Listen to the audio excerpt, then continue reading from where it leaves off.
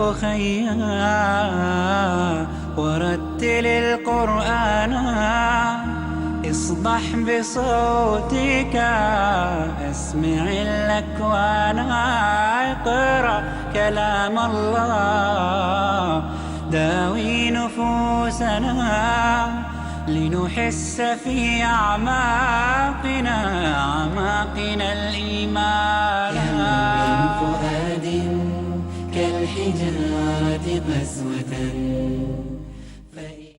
السلام علیکم ورحمۃ اللہ وبرکاتہ. الحمدللہ وحدہ والصلاۃ والسلام علی من لا نبی بعدہ وعلی آلہ واصحابہ اجمعین. فاعوذ باللہ من الشیطان الرجیم. بسم اللہ الرحمن الرحیم. فاعلم انہ لا الہ الا استغفر لذنبک. بسم اللہ الرحمن الرحیم.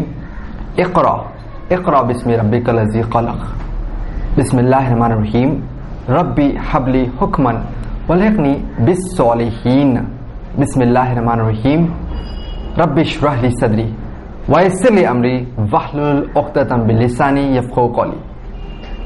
فإن خیر الحدیث کتاب اللہ وخیر الہدی ہدی محمد وشر الامور محدثاتها وکل محدثۃ بدعہ وکل بدعۃ ضلالہ وکل ضلالۃ فی النار.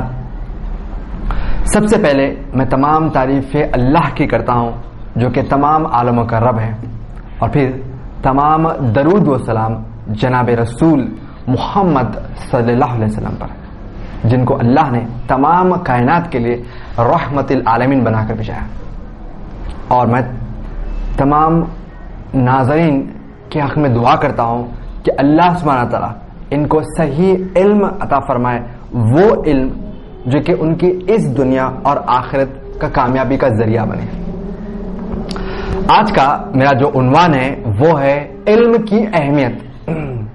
اگر میں ایک عنوان کے شروع میں ایک سوال کروں آپ سب سے اور یہ کہوں کہ آپ جس جگہ پر جس مقام پہ رہتے ہیں وہ چاند ہے، تو آپ کو میری اس بات کو رد کرنے کے لیے یا پھر جواب میں دو چیزوں کے بارے میں معلوم ہونا ضروری ہے. ایک تو سب سے پہلے یہ چیز کا معلوم ہونا ضروری ہے کہ جس جگہ پہ جس مقام پر رہ رہے ہیں اس کو کیا بولتے ہیں، اور پھر جو چاند ہے وہ کہاں پر ہے. یعنی کہ اگر میں کہوں ان شارٹ آسان لفظوں میں، یعنی کہ دو چیزوں کا علم آپ کے پاس رہنا ضروری ہے. یعنی کہ ایک جس مقام پہ رہتے ہیں اس کو زمین کہتے ہیں، اور پھر جو چاند ہے وہ کیسا ہے یا کس جگہ پر ہے یہ معلوم ہونا ضروری ہے.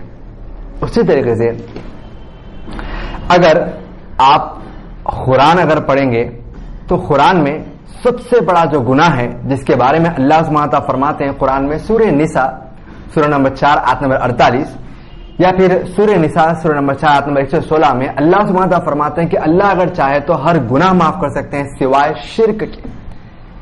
اس کے باوجود بھی اللہ نے قرآن میں سب سے پہلے جو وحی نازل کی وہ شرک کے تعلق سے نہیں ہے، یا پھر اللہ نے کوئی حکم نازل نہیں کیا. اگر آپ پڑھیں گے احادیث کی سب سے مشہور کتاب صحیح بخاری، اگر آپ پڑھیں گے صحیح بخاری جلد نمبر 1 یعنی والیوم 1 کتاب الوحی بک آف وحی پڑھیں گے، یہاں پر اللہ کے نبی فرماتے ہیں کہ اللہ نے سب سے پہلے جو وحی نازل کی وہ شرک کے تعلق سے نہیں تھی یا کوئی احکام نہیں تھا، بلکہ اللہ نے جو وحی نازل کی وہ قرآن کی آیات جس سے میں نے اپنی تقریر کی شروعات کی سورہ علق سورہ نمبر 56 کی آیت نمبر 1 میں اللہ سبحانہ تعالیٰ فرماتے ہیں بسم اللہ الرحمن الرحیم. اقرا بسم ربک الذی خلق. یعنی کہ پڑھو تمہارے رب کے نام پر. اللہ سبحانہ تعالیٰ اسی طریقے سے قرآن میں قسم کھا رہے ہیں. اگر آپ پڑھیں گے سورہ قلم سورہ نمبر 68 کی آیت نمبر 2 میں اللہ سبحانہ تعالیٰ کہہ رہے ہیں یہاں پر قلم والقلم کہہ رہے اللہ سبحانہ تعالیٰ، یعنی کہ قلم کی قسم کھا رہے اللہ سبحانہ تعالیٰ. یہاں پر اللہ سبحانہ تعالیٰ یہاں پر سب سے پہلے نون کہہ رہے ہیں اور پھر اس کے بعد قلم کی قسم کھا رہے ہیں سورہ قلم سورہ نمبر 68 کی آیت نمبر 2. اسی طریقے سے اللہ سبحانہ تعالیٰ قرآن کے الگ الگ مقامات پر قسم کھا رہے ہیں. مثال کے طور پر سورہ عصر سورہ نمبر 103 میں اللہ سبحانہ تعالیٰ کہہ رہے ہیں والعصر، یعنی کہ قسم ہے زمانے کی. اسی طریقے سے اللہ سبحانہ تعالیٰ قرآن میں الگ الگ چیزوں کی قسم کھا رہے ہیں. والزیتون زیتون کی قسم, والنجم نجم کی قسم, اسی طرح والتین تین کی قسم. اللہ سبحانہ تعالیٰ جب کبھی قرآن میں قسم کھا رہے ہیں اس کا مطلب یہ ہے کہ کوئی بڑی اہمیت والی چیز اللہ سبحانہ تعالیٰ بتلا رہے ہیں یہاں پر. تو اسی طریقے سے اللہ سبحانہ تعالیٰ قلم کی قسم کھا رہے ہیں. اگر آپ پڑھتے ہیں ترمذی کی حدیث جہاں پر اللہ کے نبی فرماتے ہیں کہ اللہ نے کائنات میں سب سے پہلی جو چیز بنائی وہ چاند نہیں بنا یا سورج نہیں بنا یا پھر پانی یا ہوا نہیں بنے, جبکہ اللہ نے کائنات میں سب سے پہلی چیز جو وجود میں لائی وہ ہے قلم. یعنی کہ اللہ سبحانہ تعالیٰ ایک انسان کو یا مسلمان کو گمراہ یا پھر لا علم رہنے کے لیے نہیں کریں بلکہ علم کی طرف اشارہ پہ علم کی اہمیت بتلا رہے ہیں. تو ہمیں چاہیے کہ علم ہم حاصل کریں. ہر مسلمان دن میں کم سے کم 17 مرتبہ یا پھر 5 وقت کی فرض نمازوں میں اللہ سے دعا کر رہا ہے. کیا دعا کر رہا ہے؟ اہدنا الصراط المستقیم, یعنی کہ سیدھے راستے کی دعا کر رہا. اب یہ سوال اٹھتا ہے کہ بھئی سیدھا راستہ ہے کیا؟ اللہ کے نبی مشہور حدیث ابن ماجہ کی حدیث یہاں پر اللہ کے نبی اس حدیث کی تفسیر کر رہے ہیں. اس ابن ماجہ کی حدیث میں فرماتے ہیں کہ جب بچہ جب پیدا ہوتا ہے اس کو ایک راستے پہ چھوڑ دیا جاتا ہے اور اس راستے کے دونوں جانب کھڑکیاں ہیں اور ان کھڑکیوں پر پردے ہیں. یہ جو بندہ ہے اس کو جس راستے پہ چھوڑا جا رہا ہے اس جو راستے پہ جو کھڑکیاں ہیں اس پر جو پردے ہیں, بندہ جب آگے بڑھتا ہے تو کبھی اس پردے کی طرف دیکھتا ہے یا پھر اس پردے میں سے جھانکتا ہے, کبھی اس پردے میں سے کبھی اس پردے میں سے, اور اسی راستے پر اللہ کے فرماتے ہیں کہ شیطان بیٹھا ہے اس کو گمراہ کرنے کے لیے. اور اس کو ایک آواز آتی ہے اوپر سے اور ایک آواز آتی ہے دوسرے اینڈ سے, دوسرے طرف سے. اللہ کے نبی فرماتے ہیں وہ آواز کوئی اور نہیں بلکہ ایک آواز اس کو قرآن دے رہا ہے اور ایک آواز اس کے اندر کی فطرت, جو کہ ہر انسان کے اندر اللہ نے ایک فطرت رکھی ہے جو فطرت اسلام کے تعلق سے ہے. اور اگر آپ کے پاس علم رہے گا تو آپ سمجھ سکیں گے شیطان کے آپ کو گمراہ تو نہیں کر سکا, یعنی کہ علم کی بڑی اہمیت ہے. اللہ کے نبی وہ مشہور حدیث جو کہ ترمذی حدیث نمبر 178 میں فرماتے ہیں, جو کہ آپ نے ہو سکتا ہے کہ بہت مرتبہ سنی ہوگی, کہ اللہ کے نبی فرماتے ہیں کہ میری امت کے 73 فرقے ہوں گے, یعنی کہ 73 فرقے ہوں گے, 73 سیکٹس, اور فرماتے ہیں کہ 72 جہنم میں جائیں گے اور 1 جنت میں آئیں گے.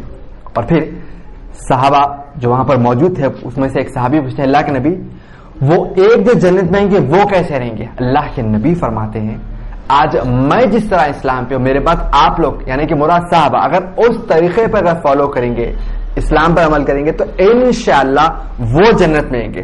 اگر آپ کے پاس علم میں رہے گا ان 72 فرقوں کا, دیکھیے آج ہر کوئی اسلام کے نام پر ہی آپ کو گمراہ کر رہا ہے, پھر اسلام ہی بتلا رہا ہے, وہ بھی قرآن سے دلیل دے رہا ہے آپ کو, حدیث سے دلیل دے گا. لیکن اگر آپ کے پاس علم نہیں رہے گا تو وہ جو ایک جس کے بارے میں نبی کہہ رہے ہیں کہ وہ انشاءاللہ جنت میں جائیں گا, اگر آپ کے پاس علم رہے گا تو پھر اس کی پہچان رہے گی.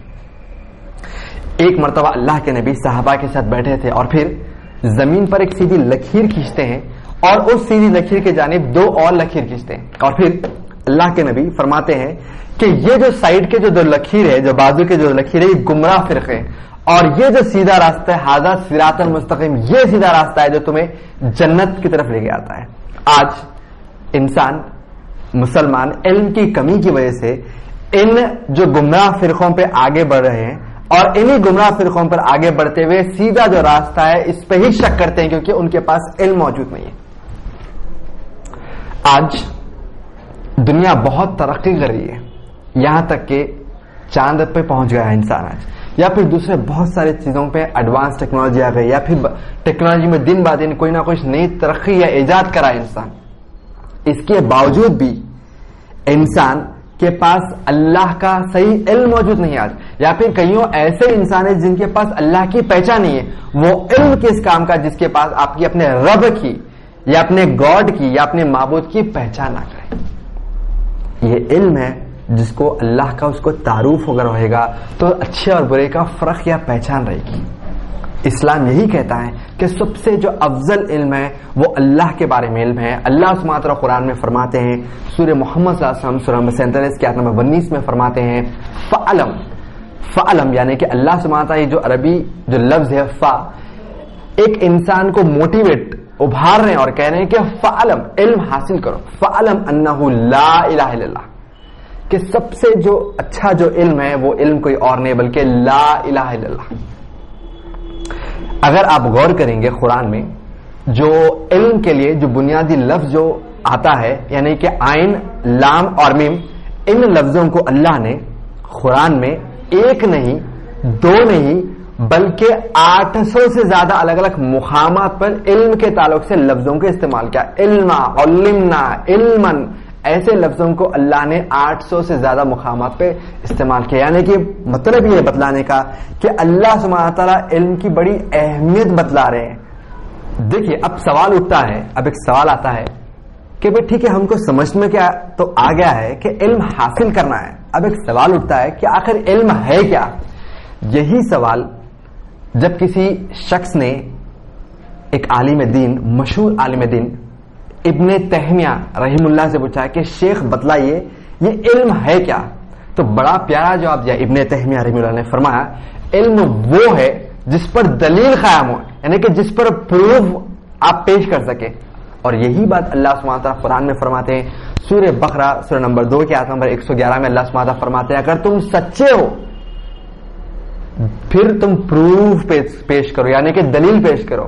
اگر تم واقعی اگر تم اپنی بات پہ سچے ہو، تم کہہ رہے ہو کہ بات تمہاری صحیح ہے، تو تمہیں چاہیے کہ علم پیش کرو، یعنی کہ پروف پیش کرو۔ آج یہی علم کی کمی کی وجہ سے لوگ خالق کو مخلوق میں ملاتے یا پھر مخلوق کو خالق میں ملا سکتے، یعنی کہ اللہ کو یہ انسانوں میں ملا دیتے ہیں یا پھر انسان کو اللہ میں ملا دیتے۔ یہ علم ہے جس بنیاد پر یا جس کی وجہ سے آپ اللہ کو اللہ کی جگہ پر اہمیت اور اسی طرح مخلوق کو الگ جگہ پر رکھتے ہیں، ورنہ آج دوسرے جو دنیا کے الگ الگ جو مذاہب ہے ان کے پاس صحیح علم نہیں ہونے کی وجہ سے یہ خالق کو مخلوق میں ملاتے یا پھر مخلوق کو خالق میں ملاتے، یہاں تک کہ بعض ایسے بھی آپ کو انسان دیکھیں جو یہ کہتے ہیں کہ اللہ ہر جگہ موجود ہے یا پھر اللہ کا وجود ہر جگہ، ہر انسان میں، ہر مخلوق میں، ہر چیز میں مل جائے گا۔ یہ علم ہے جو اس کو صحیح اللہ کی پہچان دے گا۔ اب ایک سوال اٹھتا ہے کہ علم حاصل کرنے کے ذریعے کیا ہے، کس ذریعے سے علم حاصل ہوتا ہے؟ دیکھیں انسان کو علم حاصل کرنے کے بنیادی 5 ذریعے جس کو انگلش لینگویج میں 5 سینسز کہا جاتا ہے، یعنی کہ کوئی چیز کو آپ دیکھ سکتے ہیں، کوئی چیز کو آپ سن سکتے ہیں، کوئی چیز کو سونگھ سکتے ہیں، یا کوئی چیز کو آپ بول کر معلوم کر سکتے ہیں، کوئی چیز کو یا پھر آپ محسوس کر سکتے ہیں۔ یہ 5 بنیادی طریقے۔ اسی طریقے سے اگر کوئی اسلامی علم حاصل کرنا، اس کا جو بنیادی جو ذریعہ سورسز وہ کیا ہے؟ اسلامی علم حاصل کرنے کے جو بنیادی جو سورسز ہے وہ کچھ اور نہیں بلکہ قرآن اور پھر نبی کی سیرت ہے، اور پھر اس قرآن کو اور پھر نبی کی سیرت کو آپ صحابہ کے مطابق سمجھیں گے۔ اس کی دلیل یہ ہے قرآن کی مشہور آیت سورہ بقرہ سورہ نمبر 2 آیت نمبر 137 میں اللہ سبحانہ وتعالیٰ فرماتے ہیں فَإِنْ آمَنُوا بِمِثْلِ مَا آمَنْتُ بِهِ فَقَدْ اهْتَدَوْا، اگر یہ لوگ ایمان لاتے جس طریقے سے ان لوگوں نے ایمان لایا، فَقَدْ اهْتَدَوْا، اگر یہ نہیں لائیں گے وَإِنْ تَوَلَّوْا فَإِنَّمَا هُمْ فِي شِقَاقٍ فَسَيَكْفِيكُهُمُ اللَّهُ السَّمِيعُ الْعَلِيمُ، اگر یہ لوگ ایمان نہیں لائیں گے جس طریقے سے یہ لوگ ایمان لائے، یہ لوگ کا مراد جس طریقے سے اللہ کے نبی پہ جب وحی آتی تھی اس وقت، اللہ کے نبی پہ وحی آتی تھی اس وقت جو نبی کے جو ساتھ والے جو مسلمان تھے انہیں صحابہ کہا جاتا ہے، تو اللہ سبحانہ تعالیٰ انہی صحابہ کی طرف اشارہ کرے اور کہہ رہے ہیں ہم تمام جو مسلمان یا جو کوئی قیامت تک جو آنے والا ہے اگر واقع اسلام کو سمجھنا چاہ رہا ہے، واقع اسلام کی تعلیمات پر عمل کرنا چاہ رہا ہے تو صحابہ کے طریقے پر رہے گا تو وہ انشاءاللہ صحیح راستے پر رہے گا، ورنہ اس آیت میں اللہ سبحانہ تعالیٰ کہہ رہے ہیں کہ اگر یہ صحابہ کے طریقے پر ایمان نہیں لائے گا تو اللہ خود انہیں فرقوں میں بانٹ دے گا۔ اور اللہ بے شک علم رکھنے والا، دیکھنے جاننے والا ہے اور علم رکھنے والا ہے، اللہ سبحانہ تعالیٰ اس آیت میں فرماتے ہیں۔ اکثر کچھ انسانوں یہ آپ نے ہو سکتا ہے کہ کہتے ہوئے سنا ہوگا کہ بھائی فلاں اتنے زبردست ہے یا زبردست ہے کہ انہوں نے ماں کے پیٹ سے علم حاصل کر کے پیدا ہوتا، یہ بات صحیح نہیں ہے۔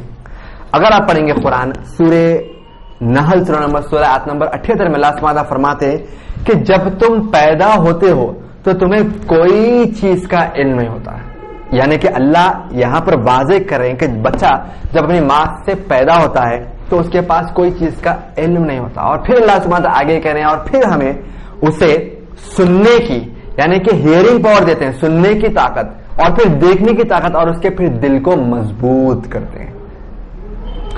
علم کے چند فضیلت میں بیان کرتے ہوئے اپنے اس عنوان علم کی اہمیت کو ختم کرتا ہوں. اگر آپ پڑھیں گے مشہور حدیث جو کہ ابن ماجہ حدیث نمبر 224 یا پھر وہی حدیث ترمذی حدیث نمبر 74 میں بھی دہرائی گئی ہے, اللہ کے نبی فرماتے ہیں کہ ہر مسلمان پر یعنی کہ ہر مسلمان کا مراد جو مرد ہے یا پھر جو بھی عورت ہے مسلمان, ان تمام پر علم حاصل کرنا فرض ہے.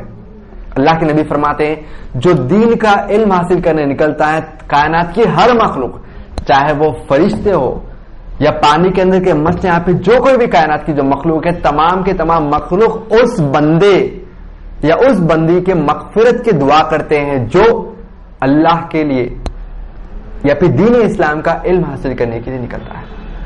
اللہ سبحانہ وتعالی فرماتے ہیں قرآن میں سورہ مجادلہ سے نمبر 58 کی آیت نمبر 11 میں, ہم مسلمان اگر چاہتے ہیں کہ ہمارا درجہ لیول یا اسٹیٹس واپس پھر اونچا آ جائے تو اللہ سبحانہ وتعالی ہمیں سورہ مجادلہ سے نمبر 58 کی آیت نمبر 11 میں فرماتے ہیں اگر تم چاہتے ہو کہ تمہارے درجات بڑھ جائے تو وہ جو ایمان لاتے ہیں اور پھر علم سیکھتے ہیں حاصل کرتے ہیں, اللہ سبحانہ وتعالی ان کے درجات کو بلند کرتا ہے. ہمیں اگر چاہتے ہیں کہ ہمارے درجات بھی پھر سے بلند جائے, ہمیں چاہیے کہ ہم صحیح علم یا صحیح معلومات حاصل کریں, اور ان میں سب سے جو افضل ہے وہ اللہ کا علم ہے.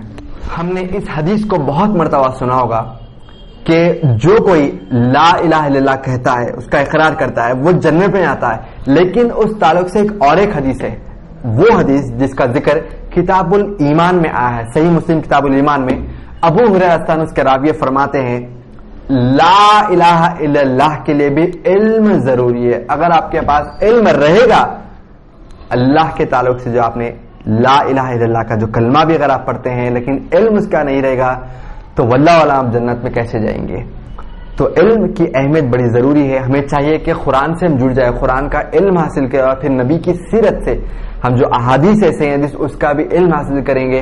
میں دعا کرتا ہوں سامعین میں جو موجود ہے اور جو دیکھ رہے ہیں اس ویڈیو کو, میں دعا کرتا ہوں کہ اللہ سبحانہ تعالیٰ ہم تمام کو, مجھے اور آپ سب کو, اللہ سبحانہ تعالیٰ صحیح علم حاصل کرنے والا بنائے. وہ علم جس سے اللہ سبحانہ تعالیٰ راضی ہو جائے. اللہ کے نبی ایک دعا سکھاتے ہیں کہ اللہم انی اسألک علم نافع, یعنی کہ اللہ سبحانہ تعالیٰ میں, اللہ کے نبی دعا سکھا رہے ہیں کہ وہ علم جو فائدے مند ہو ہمیں, یہ وہ فائدہ جو ہمیں اس دنیا اور آخرت کا فائدہ ہمیں کامیاب کی طرف لے کے جائے. اللہ سبحانہ تعالیٰ ہمیں زیادہ سے زیادہ علم حاصل کرنے والا بنائے, اس علم پر عمل کرنے والا بنائے, اور پھر اس علم کو صرف اپنے تک ہی محدود نہ رکھے بلکہ دوسرے انسان کو, چاہے وہ مسلمان ہو کہ غیر مسلمان, ان تمام تک صحیح علم ہم پہنچانے والا بن جائے. آمین. وآخر دعوانا الحمدللہ. ورتل القرآن اصبح بصوتك اسمع الأكوان اقرأ كلام الله داوي نفوسنا لنحس في أعماقنا الإيمان. كم من فؤاد كالحجارة قسوة فإذا وعى القرآن